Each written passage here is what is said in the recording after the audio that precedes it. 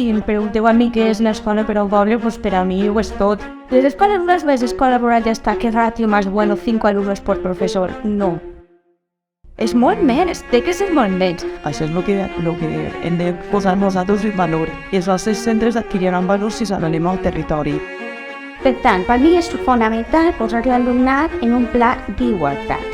És a dir, l'alumnat ha de poder decidir. Aleshores, l'escola rodanya que salvar-la. Esa idea de donar valor al territori des de l'escola, fer que l'alumnat treballi, aquests actes són la mostra de que es pot treballar des d'ací i per ací. Ser rural és la meva modernitat. Famílies, ajuntaments, escoles, fem alguna cosa. Perquè jo soc conscient que vosaltres, els que sigueu docents, si no esteu en un centre, esteu en un altre. Però sabeu la vostra implicació en el que significa per un poble? És clau. Sois la esperanza de la educación.